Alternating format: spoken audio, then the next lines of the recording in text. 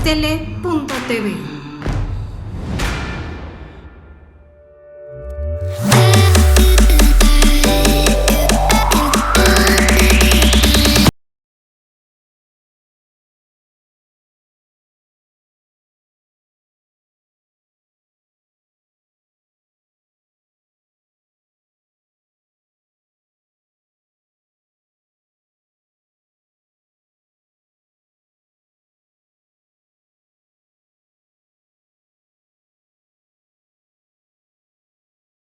Propias palabras, soy Alejandro Ruiz y estoy demasiado contento porque estamos iniciando marzo y qué mejor modo de empezar este mes que con dos grandes invitados.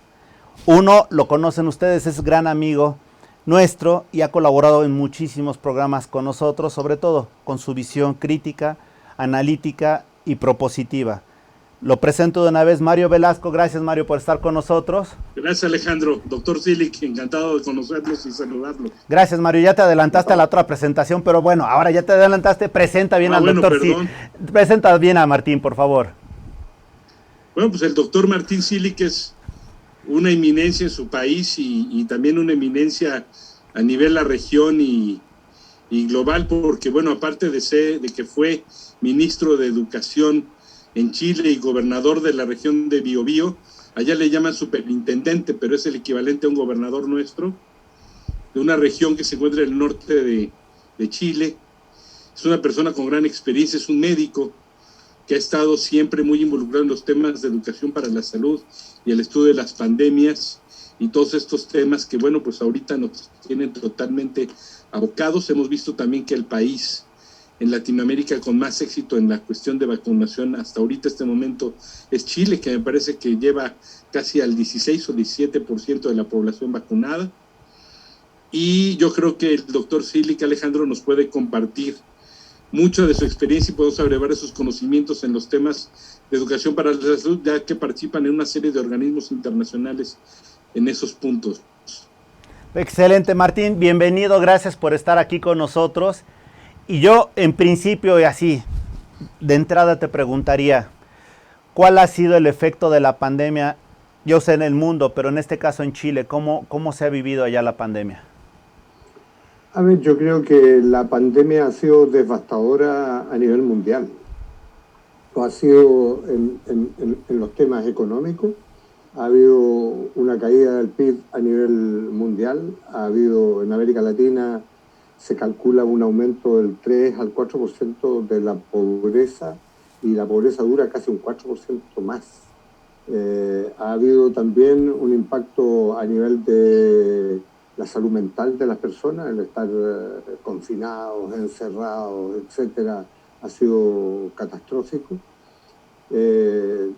También la pandemia ha tenido hechos positivos, sin lugar a dudas. Esos hechos positivos es mostrar cuáles son los déficits a nivel mundial que tenemos. La brecha digital, por ejemplo, ha mostrado esta pandemia que es realmente brutal.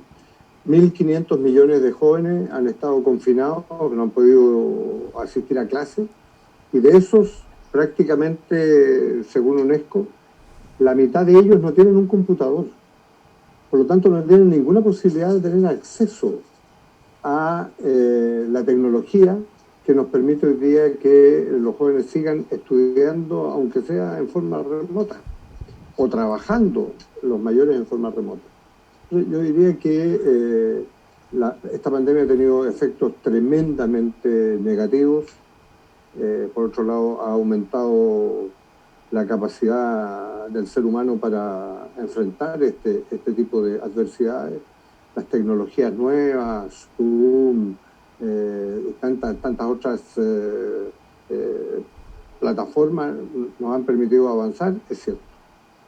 Pero evidentemente que tenemos todavía un largo camino para recorrer. Estamos recién partiendo en el tema de las vacunas. Los países que más vacunados tienen son cerca del 20%, y eso todavía es muy poco para hablar de un nivel de seguridad, de inmunidad de rebaño, de inmunidad colectiva. Wow. ¿Qué te parece, Mario? Bueno, yo creo que el doctor Stilich nos está hablando, Alejandro, de las grandes transversalidades que nos ha arrojado esta pandemia. Esa brecha digital de la que habla el doctor Stilich, y en un tema tan importante como es trabajo en casa o la educación a distancia, pues yo creo que esa brecha digital es realmente alarmante, ese rezago que nos muestra y nos deja. Y yo creo que también el doctor Stilich de alguna manera nos hace ver que esta pandemia no ha hecho más que visibilizar grandes carencias que tenemos, sobre todo en nuestra región latinoamericana, en cuanto a desigualdad, discriminación, en cuanto a concentración del ingreso, pobreza extrema. Y yo le agregaría temas también que tienen que ver como el empobrecimiento de segmentos muy importantes como el de la mujer. Muchas cifras han demostrado que el tema del empobrecimiento ha pegado más a la mujer en la región latinoamericana, y también, por supuesto, a las minorías indígenas o a los afro-latinoamericanos. Yo un poco, pues eso también sería muy interesante pelotearlo con el doctor Stilich, que pues sabe mucho también de estos temas. Sí, tiene razón. Y Martín, tengo una pregunta. ¿Estaremos en presencia para América Latina de un lustro perdido? A ver, todo depende de lo que hagamos hacia adelante. Yo creo que toda adversidad tiene evidentemente efectos negativos, pero también nos obliga a sacar lo mejor de nosotros para enfrentar esas adversidades. Va a ser un lustro perdido si es que realmente no enfrentamos, como decía Mario recién, nos enfrentamos a los temas de inequidad. Cuando hablamos de inequidad estamos hablando de esas diferencias odiosas que son injustas. La desigualdad no es el problema, lo hemos dicho muchas veces, la desigualdad no es el problema. Somos todos distintos uno del otro. La desigualdad nos va a acompañar siempre. El problema es cuando esas desigualdades son injustas, y eso se llama inequidad. Y en América Latina el tema central es la inequidad. Mario lo ha recordado varias veces cuando hemos estado conversando lo que sucedió en octubre del año pasado en Chile, ¿verdad? Cuando la gente del 2019, ¿verdad? En octubre del 2019, cuando la gente salió a la calle a protestar porque estaba cansada que lo estuvieran tratando tan mal desde el punto de vista de su seguridad social, lo que son las ISAPRES en Chile, en la seguridad de salud, lo que son las AFP, la parte privada del sistema de previsión chilena, etcétera. Y salieron a la calle, no solamente salieron los más pobres, salió la gente también de los barrios más acomodados de Santiago, del sur y del norte de Chile. Salieron a decir, mire, este país ha avanzado notablemente, pero no basta con lo que hemos hecho hasta ahora. Hay que cambiar profundamente este país. No puede ser que en Chile un medicamento cueste 10 veces más caro, de la misma marca, del mismo laboratorio, que lo que cuesta en cualquier país europeo. Eso no puede ser. Entonces, el tema, esos temas fueron los que tenemos que resolver. Y hoy día en Chile, ahora en abril, ¿cierto? Estamos resolviendo una votación tremendamente importante. Por primera vez en la historia de Chile vamos a tener la oportunidad de escribir una constitución todos los chilenos. Nunca antes se había hecho así, nunca, jamás en nuestra historia. Y por lo tanto hoy día estamos eligiendo a los 155 constituyentes, nosotros, que van a escribir esa nueva historia, esa nueva constitución chilena. Y allí tenemos que dejar plasmado lo que queremos para probablemente los próximos 30, 40, 50 años. ¿Qué es lo que queremos en salud? ¿Qué es lo que queremos en educación? ¿Qué es lo que queremos en vivienda, en transporte? ¿Queremos realmente una sociedad en que todo se compra y todo se vende?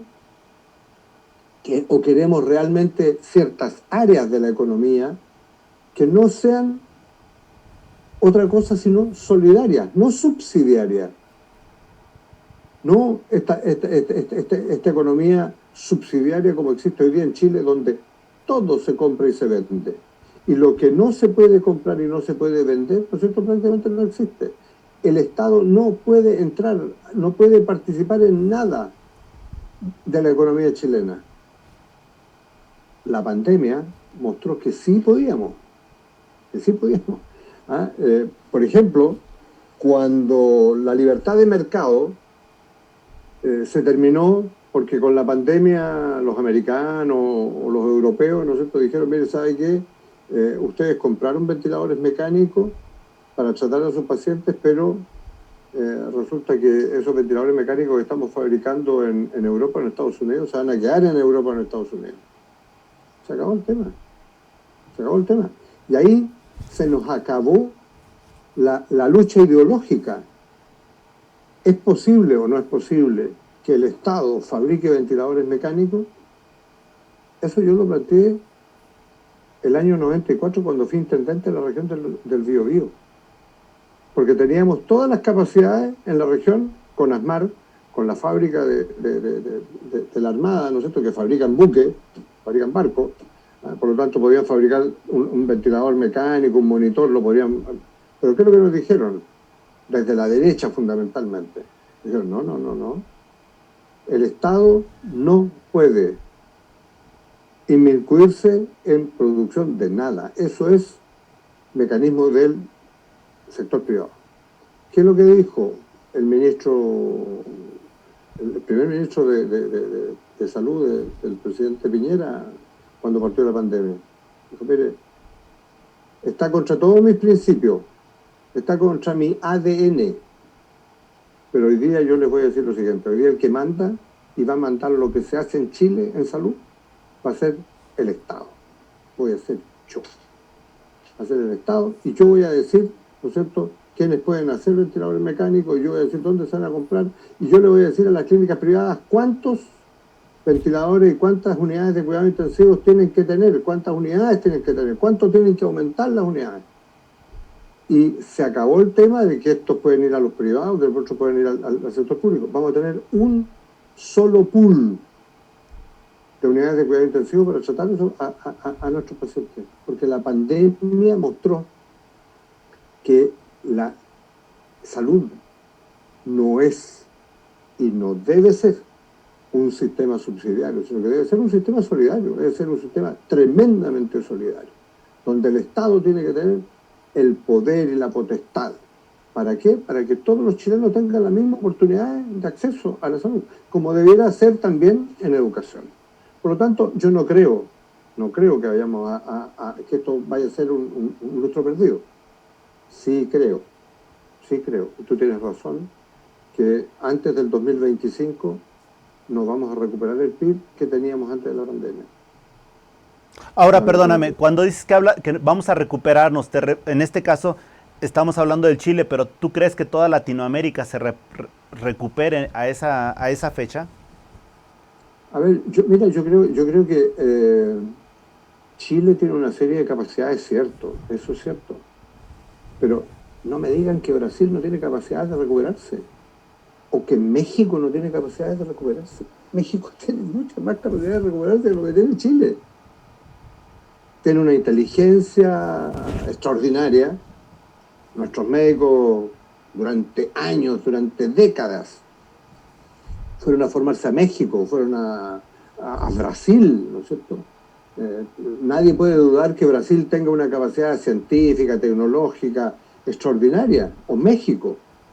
Nadie puede dudar que Argentina sea un país extraordinariamente rico. Que se lo hayan robado todo es otra cosa. Pero Argentina tiene una capacidad enorme. Por lo tanto, yo insisto, cuando hablamos de América Latina, si vamos a tener, va a ser una década perdida, yo insisto, no va a ser perdida si es que nosotros no la perdemos. Depende de nosotros, absolutamente depende de nosotros. Y eso significa que las tesis de Mario, que ha estado planteando tanto tiempo, durante tanto tiempo, la transparencia, la honestidad sean el centro, la ética, sea el centro de la política en América Latina. Si no, evidentemente, con pandemia o sin pandemia, vamos a estar perdidos. ¿Cómo ves, Mario?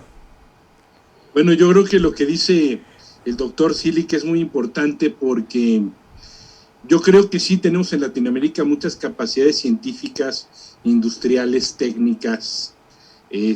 Bueno, pues este programa es una muestra fehaciente de eso, ¿no? Estamos conectándonos con una eminencia en temas de educación y salud de Chile y al mismo tiempo pues estamos platicando nosotros en tiempo real y mucha gente pues nos puede ver, ¿no? Es decir, por supuesto que esto significa una fuerza cultural, técnica, académica de América Latina. Tan solo este programa puede ser una muestra fehaciente de eso. Pero sí creo también, como dice el doctor, que el grave estigma que tiene la región latinoamericana es el tema de la corrupción.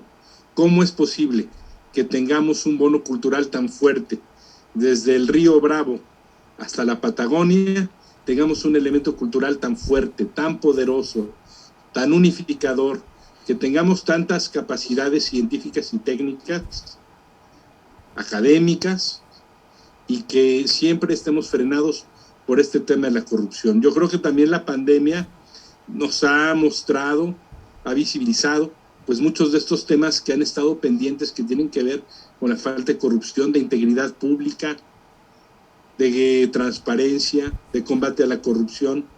Pero también creo, como el doctor Silic, y soy optimista, que hay muchas capacidades en grandes potencias latinoamericanas como Brasil o México para recuperarse. Estamos viendo que pues las regiones del norte de México que están ligadas a la industria estadounidense por el tratado, por el acuerdo comercial, evidentemente son las que más rápido están saliendo de la crisis, si hablamos a nivel regional. Sin embargo, Oaxaca nos dio la sorpresa, que es un estado donde hay predominantemente población indígena, nos dio la sorpresa de recuperación por el tema turístico. Y ni qué decir de Brasil, las capacidades que tiene, o Chile. Me acuerdo bien cuando quedaron atrapados, te acordarás, por supuesto, el doctor Silic, de los mineros que quedaron atrapados, y que hubo una manera de hacer una cápsula que incluso la NASA pues pidió compartir esa tecnología, una cápsula que metieron por un túnel subterráneo que hicieron hasta llegar al refugio de los mineros y lo sacaron de uno por uno, ¿no? Entonces, por supuesto que hay capacidades tecnológicas, pero yo creo que nuestros gobiernos, y hablo no solamente del que está en el poder, sino congresistas, parlamentarios, creo que deben de unificarse en intereses y en visiones comunes para lograr salir de esto. Yo creo que, como bien dice el doctor Silic, lo subrayo, debemos de salir de esto juntos con las capacidades que tenemos y por supuesto con una solidaridad que debe de haber no solamente del Estado, sino nosotros como personas. Hay que aprender también a compartir un poco. Quizás la economía de mercado nos hizo sociedades demasiado egoístas e individualistas. No sé cómo ves tú, Alejandro. Bien, no, coincido, pero aquí hay otra cosa que me llama la atención. Martín, ¿qué tan cerca estamos del Foro de Sao Paulo como una plataforma para Latinoamérica? ¿Del Polo? ¿Perdón? Del Foro de Sao Paulo, ¿qué tan cerca estamos o qué tan lejos? A ver, mira, yo creo que cuando Angela Merkel ha puesto el multilateralismo como un tema central para salir de la pandemia y para el desarrollo, en América Latina uno de los temas que tenemos que volver a repensar es esta gran patria latinoamericana, y decir de una vez por todas cómo cooperamos más entre los distintos países y no seguimos peleando entre nosotros. El armamentismo latinoamericano ha sido, yo diría, penoso. Hemos estado comprando chatarra bélica a Estados Unidos o a Europa para protegernos del vecino. Si el problema no son las guerras entre nosotros, las guerras fratricidas que hubo en el pasado, no son el problema hoy día, y no debieran ser el problema hoy día. Hoy día el problema está en estos enemigos brutales como son la enfermedad, como puede ser el cáncer, como puede ser el COVID, o como puede ser la tuberculosis. Hay que pensar que hasta hace unos meses atrás, todavía, hasta hace unos pocos meses atrás, la tuberculosis mataba más gente en el planeta que lo que mataba el COVID, el coronavirus. Entonces, lo que tenemos que hacer definitivamente es comenzar a repensar este multilateralismo latinoamericano en el cual tenemos que, entre todos, participar. Mira, si cerramos al sur del río Bravo, nosotros podemos vivir sin ningún problema y sin mirar hacia el norte. Okay. No tenemos nada que envidiarle al norte. Te voy a decir más. Si nosotros hoy día hiciéramos un catastro de todos los latinoamericanos y centroamericanos, de todos los centroamericanos y latinoamericanos que están en Estados Unidos y en Europa, en niveles de desempeño extraordinariamente elevados, y los trajéramos a América Latina y recuperáramos todos esos cerebros que se nos fueron, estaríamos en el mejor de los mundos.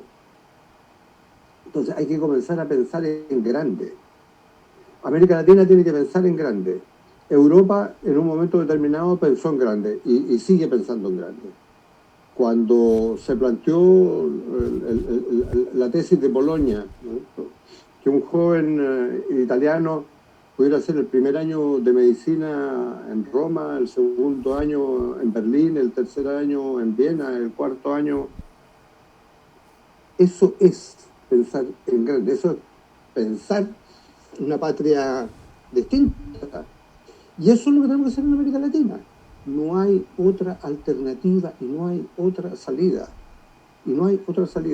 Mira, yo creo que más, hoy día se habla incluso, ¿no es cierto?, aquellos que adoran a Smith, ¿no es cierto?, han insistido que Smith, antes que economista, era un profesor de filosofía y un profesor de ética política. Entonces, ese es el tema, o sea, ¿cómo salimos adelante? ¿Cómo salimos adelante? Y el mismo Smith decía que el capitalismo, el problema del capitalismo y la destrucción del capitalismo podía venir, ¿no es cierto?, desde la corrupción, desde la pérdida de los valores, etc. Sí, ese es el tema central. Si el problema no es cuánto ganamos, cuáles son nuestras utilidades, sino que el problema real hoy día, ¿no es cierto?, es cuán capaces somos de enfrentar el mundo éticamente. Bueno, Mario, ¿qué quieres comentar al respecto? Sí, yo coincido totalmente que debemos de caminar un foro mucho más hacia un espacio mucho más solidario, Alejandro. No es el tema, yo considero, no es el foro de Sao Paulo, ni es tampoco, como dicen, el consenso de Washington. Para mí son coordenadas geográficas y conceptuales. Es decir, hay muchas terceras vías, muchas. Este solidarismo o este comunitarismo es una de ellas. Es decir, lo establecen hasta gente como Krugman, por ejemplo. El paradigma de Krugman que dice, bueno, a las personas, si tienes 20 pares de zapatos y regalas un par de zapatos a quien no tiene zapatos, a ti no te va a afectar, pero sí le va a cambiar la vida a quien tiene ese par de zapatos. Los impuestos a las fortunas acumuladas, lo que está pasando en Argentina, no a la producción, a las fortunas acumuladas, de más de 2,5 millones, de más de 2,5 millones de dólares, tiene un impuesto especial para el combate al COVID. Joe Biden va a revertir la única reforma que hizo Trump en un sistema congresional, no gobernando por decretos, la reforma fiscal, donde le aminoró el impuesto a las grandes fortunas, pues va a volver Joe Biden a cobrar ese impuesto a las grandes fortunas. Estos temas de cobrar a la usura son de hace mucho tiempo. Y no quiero decir usura en el más peyorativo de los sentidos, sino en esa acumulación de capital. Acuérdate de Rico McPato nadando en sus bóvedas de dinero, ¿no? Que bien establecía Walt Disney como ese tipo que todo lo que gusta es la acumulación y nadar en ella. Ese impuesto es lo que está pasando. A algunos les va a sonar a socialismo, a algunos les va a sonar a un izquierdismo o al Foro de Sao Paulo. No, realmente es una tercera vía que se practica en mucho tiempo, desde hace mucho tiempo en muchas partes del mundo, empezando en los Estados Unidos, por supuesto.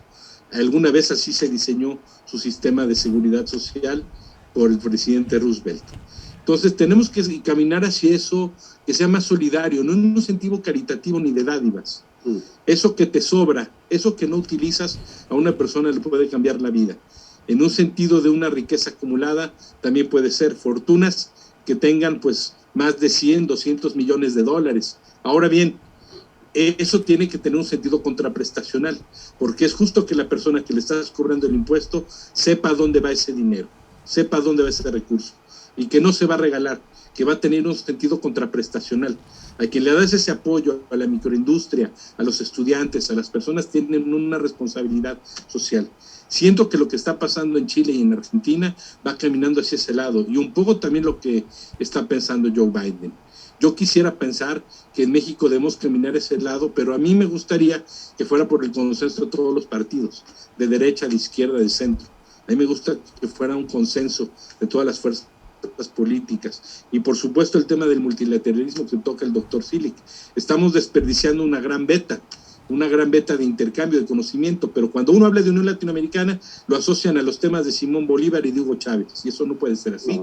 Nosotros tenemos que caminar hacia una visión latinoamericana, regional, integral, moderna, respetando las identidades de los estados, pero caminando hacia un lugar común. Como diría Julio Cortázar, no mirarse el uno al otro, sino mirar hacia un mismo punto. Excelente. Y Martín, dentro de lo que te ha tocado vivir en estos momentos que estamos viendo ya también una gran cantidad de adultos mayores, ¿cuál crees que sea el compromiso que tengan las sociedades de cara a esos adultos mayores a garantizar una dignidad suficiente en los últimos días? ¿Qué podrías platicarnos de eso? Mira, yo estoy realmente preocupado por lo que ha estado sucediendo en Chile con el tema de los adultos mayores y con el tema previsional, fundamentalmente. Ustedes saben que hemos sacado 2 leyes que han permitido el retiro de lo que se ha llamado el retiro del 10%, que son de los fondos previsionales de los chilenos. Han podido retirar en 2 oportunidades cerca de 35.000 millones de dólares. Y esos 35.000 millones de dólares han permitido que Chile, que la economía chilena siga dando vueltas. Ustedes se imaginan lo que significa que al mercado entre en pocos meses 35.000 millones de dólares para que 18 millones de chilenos hagan compras y gasten plata. Por lo tanto, mira, ha significado que en distintos comercios, en distintas áreas de la economía, se han acabado los stocks de computadora, stock de automóviles, stock de materiales de construcción, etcétera, etcétera, etcétera. Pero eso que ha sido potente para mantener a flote la economía, para que la economía no se destruya más rápidamente, también nos preocupa, porque eso significa que hoy día hay cerca de 4 millones de chilenos que no van a tener ningún ahorro previsional para su futuro. Y cuando jubilen no van a tener con qué jubilar. Y va a tener que ser el Estado, con su pilar solidario, ¿no es cierto?, el que enfrente este tema. Por eso hemos estado insistiendo desde distintos puntos de vista y de distintos puntos de la política chilena, no solamente desde la oposición, también desde de los propios parlamentarios de gobierno, de decirle al gobierno lo que tenemos que hacer rápidamente es hacer la reforma del sistema de previsiones en Chile. Y el presidente Piñera estos días ha estado anunciando, ¿no es cierto?, que va incluso ha amenazado, entre comillas, ¿verdad?, con poner discusión inmediata en el Parlamento para que discutamos esa reforma. Ahora, Chile hoy día está en una situación extraordinariamente buena desde el punto de vista de las materias primas. No sé si ustedes han visto, pero el cobre está sobre los $4. Ha sido uno de los puntos más altos del precio de la libra de cobre en el mercado internacional. Por lo tanto, Chile está obteniendo muchos recursos y por eso estamos diciendo, mire, es fundamental que hoy día frente a esta pandemia sigamos obrando y sigamos avanzando, pero tenemos que avanzar fundamentalmente en estos pilares fundamentales grandes, como es el pilar de la seguridad social. Mira, yo soy de un partido opositor al gobierno. Sin embargo, tengo que reconocer que hay cosas que el gobierno no ha hecho bien y no ha hecho rápido. Y eso, como te digo, no solamente lo critico yo desde la oposición, también lo critican los parlamentarios del propio gobierno. Pero también tenemos que reconocer que en otras cosas el gobierno ha sido bastante proactivo y ha tenido éxitos notables. Mario lo ha planteado, ¿no es cierto?, el que hoy día Chile sea el tercer o el cuarto país del planeta en tener más porcentaje de su población vacunada muestra, ¿no es cierto?, la decisión que tuvo el gobierno en el momento oportuno de comprar y negociar con las distintas empresas que están fabricando vacunas, ¿no es cierto?, para tener las vacunas en Chile. Hoy día estamos a puertas de tener también vacunas de Johnson & Johnson, que, como ustedes saben, es una vacuna tremendamente interesante, porque es una vacuna que tiene una dosis única y que por lo tanto nosotros podríamos avanzar mucho más rápido de lo que hemos hecho hasta ahora y tener éxito en lograr ese 70-80% de vacunación que nos permitiría, ¿verdad?, tener una inmunización de rebaño, inmunidad de rebaño realmente elevada, potente y buena. Hay una encuesta que acaba de salir antes de ayer, que muestra que los chilenos que estaban muy reacios a vacunarse, hoy día están mucho más positivos a vacunarse. Prácticamente el 70 al 80% de la población chilena ha estado reconociendo que el sistema, a pesar de todos los problemas que tiene, el sistema de salud estatal, de salud pública en Chile ha sido extraordinariamente bueno. No hemos tenido las catástrofes que ha tenido el norte rico de Italia, con muertos en sus casas porque no tenían un ventilador mecánico, no tenían una bombola de oxígeno y se ahogaron y murieron ahogados. Eso no sucedió en Chile. Pero que Dios nos libre, porque estamos entrando al invierno. O sea, lo que nos puede pasar en los meses que vienen puede ser tremendamente grande. Yo incluso he dicho un par de veces que el invierno en Chile todavía puede ser de terror.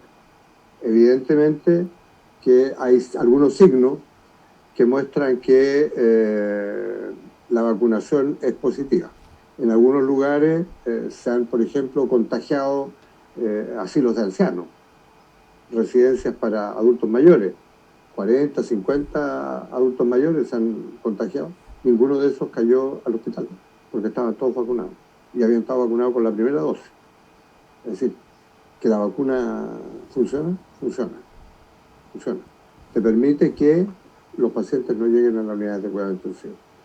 Pero para responderte claramente, yo creo que nuestro gran desafío es el tema de la previsión, el tema de la seguridad social. Ese es nuestro gran desafío hacia adelante. Y cuando tú miras todas las encuestas que han estado saliendo hoy día en Chile, la gente lo primero que dice, salud. Lo segundo que dice, previsión. Lo tercero, y de ahí vamos bajando. Incluso el tema de la seguridad ciudadana, el tema de los portonazos, de los asaltos y cuántas cosas, ya pasó de ser el primero y segundo lugar. No es el primero y segundo lugar, a pesar que ha aumentado. No es el primero y segundo lugar. Salud y previsión son los temas fundamentales. Y ahí yo creo que tenemos que hacer algo tremendamente importante con los adultos mayores. Sabes, ahorita te dejo la palabra, Mario, pero hay algo que me llama la atención, Martín, y sí me gustaría que nos dijeras algo básico. ¿Cómo le haces para tener esa madurez política de, aún siendo de oposición, ser crítico y reconocer los méritos? Y por el otro lado, también hacer los señalamientos que no te gustan de tu partido. ¿Cómo le haces para tener realmente esa madurez política? Porque me gustaría que esto, de lo que me vayas a decir, compartirlo con muchos que conozco. Muchos que desafortunadamente nada más ven la visión partidista y no la visión de ciudadano de estados. Mira, yo creo que la historia política chilena ha sido siempre desde mucho tiempo, ha sido una política de diálogo. Lo fue antes del gobierno del presidente Allende, en el cual tuvimos un periodo bastante crítico, bastante duro, de bastante confrontación. Pero incluso cuando uno mira hoy día a los socialistas más duros de esa época, los socialistas que estaban incluso en una vía casi, yo diría, violenta, hoy día miran hacia atrás y hacen un juicio crítico realmente profundo, realmente de altura de mira, etcétera. Yo creo que en ese sentido Chile ha sido un país de gente bastante cauta, de gente bastante racional en la discusión política. Como salimos de una dictadura, que fue una dictadura terrible, ¿cómo salimos de esa dictadura? Salimos con diálogo, salimos con acuerdos que integraron incluso a mucha gente que estuvo y que fueron parte de la dictadura, de civiles que fueron parte de la dictadura. Entonces, yo creo que ha habido una historia, y lo segundo que quiero decir es que Chile es como una isla, realmente una isla. Por un lado no tenemos mar, tenemos la cordillera, y por el otro lado tenemos 4.800 kilómetros de costa. O sea, para donde tú mires, no tienes vecinos tan cercanos, salvo en el norte, ¿no es cierto?, donde sí está Perú y Bolivia. Pero el resto somos casi un territorio insular. Y por lo tanto tenemos que cuidarnos más entre nosotros. Yo creo que ha habido... Y hoy día, fíjate, a pesar de todas las confrontaciones que hay en política, que este último tiempo ha sido un poco más dura, pero sin embargo uno ve el acercamiento de políticos de izquierda con políticos de derecha, de búsqueda de consenso, que son importantes. Mario, ¿qué quieres agregar? Bueno, yo creo que lo que dice el doctor Silik de su patria es muy importante, porque después de una dictadura tan cruenta, todos los partidos tuvieron que ponerse de acuerdo para hacer un frente opositor, lo que sería en su momento la concertación.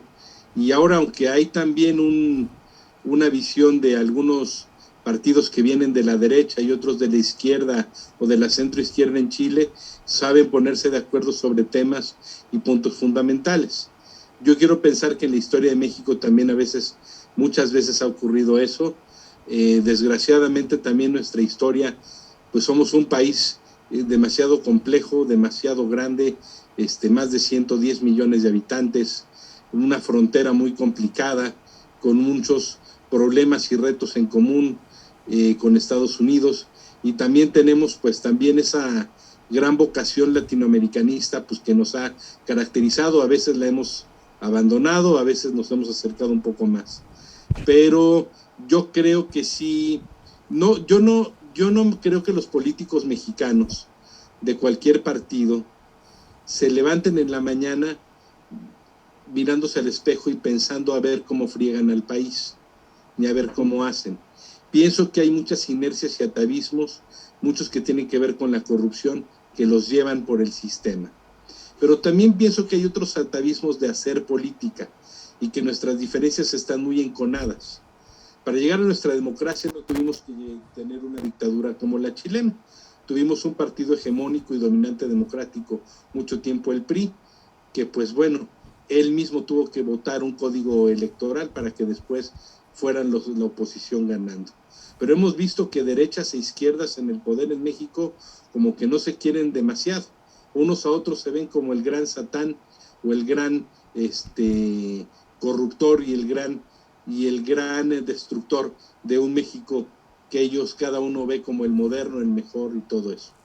Creo que sí es hora de que un frente amplio de personas y de políticos pues piense más allá de esos enconos. Ya no es el tema de o más mercado o más Estado, es un tema de qué tenemos que hacer para que México y los mexicanos pues nos salvemos ante este tipo de crisis que estamos viviendo.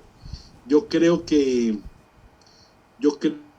el tema de la seguridad social, que durante décadas en México, Martín y Alejandro, durante décadas en México se estuvo dejando de largo, que no se le estuvo invirtiendo dinero, que cada vez eran menos dinero para hospitales, contratación de médicos, enfermeras, trabajadores de la salud, que eran menos salarios, donde un doctor del Seguro Social tiene que irse de medio cachete al ISSSTE o a dar clases a la UNAM y estar todo el día así, evidentemente para recuperar su poder adquisitivo. Creo que eso es muy malo, y también la falta de insumos. Desde hace muchas décadas, desde la época de Fox y Calderón también, veíamos que se guardaban sustancias en frascos de alguna marca, no voy a decir la marca, pero de alguna marca de alimento de bebés, porque no se tenían insumos o los elementos necesarios para guardar muestras o eso. Desde hace mucho tenemos estas carencias, evidentemente se han agudizado por la coyuntura. Entonces yo quiero pensar que debemos de volver hacia la seguridad social, hacia la salud, hacia las pensiones. Tenemos una población que envejece rápidamente y hay menos jóvenes que aporten hacia esa seguridad social. ¿Qué vamos a hacer? Si este Estado tiene que ser solidario y también la sociedad. Yo creo que ese es el gran reto que nos está planteando desde Chile el doctor Cilic, y que con el multilateralismo podríamos mucho que resolver. Martín, dentro de las cosas que me ha llamado mucho la atención es que en las oportunidades que he tenido de conocer al joven latino en los diversos países, cada vez ellos tienen más conflicto porque no se sienten parte de un Estado. Y en ese sentido, sí te preguntaría, ¿cómo hacemos que esos jóvenes sean ciudadanos? Y a los que son ciudadanos, ¿cómo ser ciudadano y no morir en el intento? Mira, hay un par de actores, de pensadores americanos que han estado hablando del fin de la burocracia. Han dicho, mire, la burocracia es lo peor que tenemos. Lo peor que tenemos, porque permite la corrupción, permite el nepotismo, se pone a las instituciones en el centro y no a la persona en el centro. Están hablando más de la humanocracia.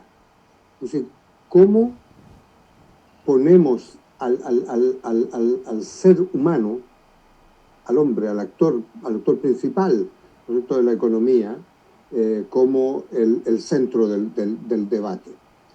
Y ellos dicen, mire, no puede ser que hoy día todo esté en el rinde. ¿Cuánto se produce? Y no en cuánto es la convicción y el compromiso que tienen los sujetos con las empresas o con la economía. Y eso es realmente un tema tremendo lo que tú lo estás planteando con absoluta claridad.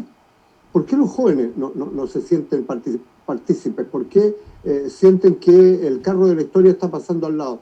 Porque nadie les ha preguntado qué es lo que quieren. Sí, los jóvenes son los actores principales. Y este tema no es un tema de ahora, es el tema de Antígona. ¿No? Es el tema de Antígona.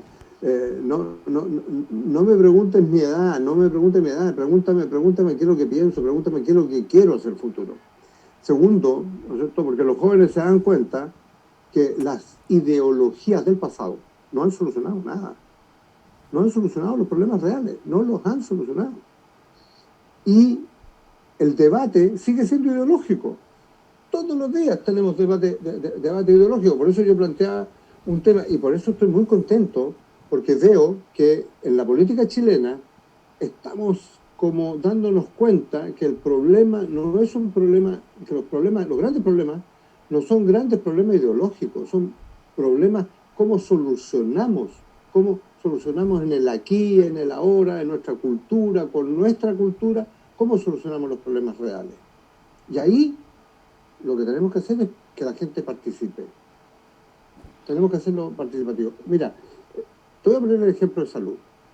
Cuando en Estados Unidos hace algunos años atrás se planteó el tema de las 4P, la medicina de las 4P.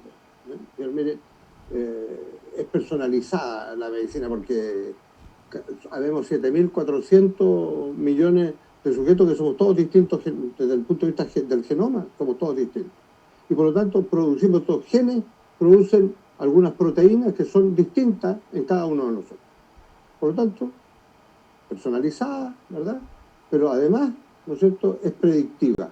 Porque si yo hago un estudio de mis fluidos circulantes, puedo determinar, ¿no es cierto?, qué es lo que me está pasando. Es predictiva, puedo predecir lo que me va a pasar. Si es predictiva, pues tiene que ser preventiva. Tenemos que hacer prevención. Y para hacer prevención real, tenemos que hacer que la gente participe, tiene que ser participativa. Esa es la 4P. Cuando comenzamos esta discusión sobre estos temas en la política chilena, comenzamos a discutir con algunos ministros, entre ellos con el ministro Mañalich, con el subsecretario Luis Castillo, con el actual ministro Enrique París, con quien tenemos un conocimiento de hace mucho tiempo, y hemos dicho, mire, el tema de la salud es un tema ideológico, tiene que ser el Estado el que haga todo, o los privados los que hagan todo. ¿Dónde es mejor la salud? ¿En los regímenes estatistas o en los regímenes privatizadores totales? Y tú comienzas a analizar un poco el tema a fondo y te das cuenta que Estados Unidos, donde la medicina está absolutamente privatizada, están yendo hacia otro camino, están volviendo, pero donde está privatizada, tienen el 18% del PIB dedicado a salud y tienen 45 millones de norteamericanos que no tienen derecho a nada. ¿Es correcto eso? O tú miras a Canadá, para no mirar un régimen socialista, mira Canadá, 10% del PIB en salud. Y tiene una salud del mismo nivel que la americana. Y es 40, 50, 60% más barato un fármaco en Canadá que en Estados Unidos. Son más baratas las prestaciones, por supuesto, en Canadá que en Estados Unidos. Y en Canadá están prohibidos los hospitales privados. No existen hospitales privados. Cuando miramos educación, y hemos discutido, ¿no es cierto?, con nuestra gente. En Chile hay 400 y tantos programas de formación de profesores. 400 y tantos programas de formación de profesores. ¿Cuántos hay en Singapur? En un régimen de derecha. Porque nadie me va a decir que Singapur es un régimen de izquierda. Un programa de formación de profesores. Entonces, ¿cómo hacemos? ¿Discutimos ideológicamente o discutimos prácticamente? Y lo que hemos planteado en este momento, estamos en un par de proyectos realmente emblemáticos con el ministro de Salud, participando con él. Hay un convenio entre el ministro, el intendente de la región del Biobío, que es de derecha, y la Universidad de Concepción, una universidad pública, privada, pero es pública, de connotación pública, porque no se vende, como he dicho yo, no se vende como vaca ajena en subasta pública. Es una universidad pública, no una universidad privada, es de la ciudad, es de la región. Esos tres entes, hoy día estamos discutiendo qué tipo de salud queremos. ¿Cómo lo hacemos? ¿Cómo hacemos para que los médicos trabajen en hospitales de dedicación exclusiva? Para que sean buenos médicos, para que el sistema permita que un minero de lota y un empresario top vayan al mismo hospital y tengan los mismos médicos. Porque no puede ser que construyamos hospitales para pobres terminen siendo hospitales pobres. Tenemos que construir un sistema que sea solidario. El que tiene más va a pagar más. El que quiere una pieza solo va a estar en una pieza solo. Y el que no tiene para pagar una pieza solo va a estar en una pieza de dos. Va a estar en una pieza compartida. Pero va a tener la misma dignidad, va a tener el mismo tratamiento, va a tener los mismos médicos, va a tener las mismas enfermeras, etc. Entonces, esa es la discusión. ¿Es una discusión ideológica? ¿O es una discusión real de cómo solucionamos los problemas? Lo mismo nos pasa en educación. Lo mismo nos pasa en educación. Entonces, el tema, yo insisto, el tema no es más Estado. El tema es más calidad del Estado. Cómo el Estado hace las cosas bien. Porque hay muchas cosas que hemos hecho bien. En Chile, nadie duda que el Banco Central en Chile lo hace bien. Nadie. Bueno, eso es lo que hay que hacer. Eso es lo que hay que hacer. Tenemos que ponernos de acuerdo para hacer proyectos en los que la gente de derecha, la gente de izquierda, ¿no es cierto?, digamos, esto es lo que queremos. Y eso es lo que vamos a discutir en la próxima constitución que vamos a tener que escribir.